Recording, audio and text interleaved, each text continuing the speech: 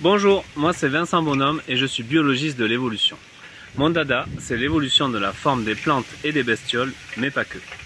Après un doctorat consacré à l'évolution des plantes carnivores, je me suis spécialisé dans la mesure de la forme, car oui, on peut mesurer la forme.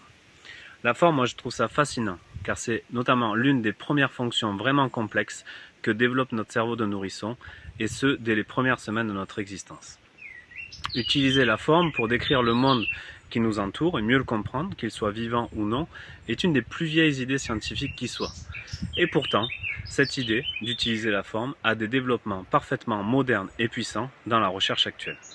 L'un des domaines où l'étude de la forme est précieuse, c'est en archéobotanique, c'est-à-dire l'étude des plantes du passé, notamment celles qui se boivent et qui se mangent, comme la vigne et les céréales par exemple. Ça, par exemple, ce sont des pépins de vigne que l'on a trouvés en région Champagne et qui ont près de 2000 ans. De ces plantes archéologiques, comme vous le voyez, il n'en reste souvent pas grand-chose à part leurs graines.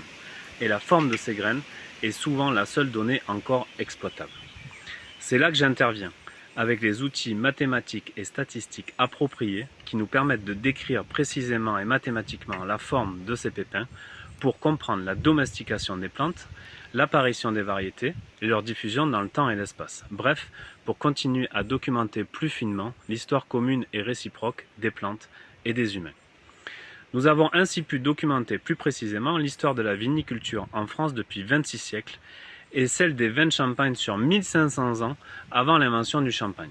Les articles sont librement et gratuitement accessibles sur Internet et vous les trouverez dans cet article. L'outil qui a permis ces découvertes est aussi un logiciel libre, qui s'appelle Momox, qui a été utilisé dans plus de 600 articles de recherche et téléchargé presque 100 000 fois. Je l'ai écrit il y a plus de 10 ans et il aurait besoin d'un sacré petit coup de frais.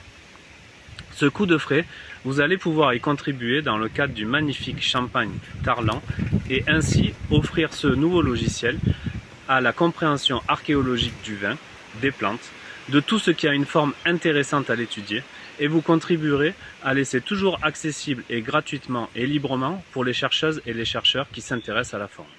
Chin chin, merci et santé.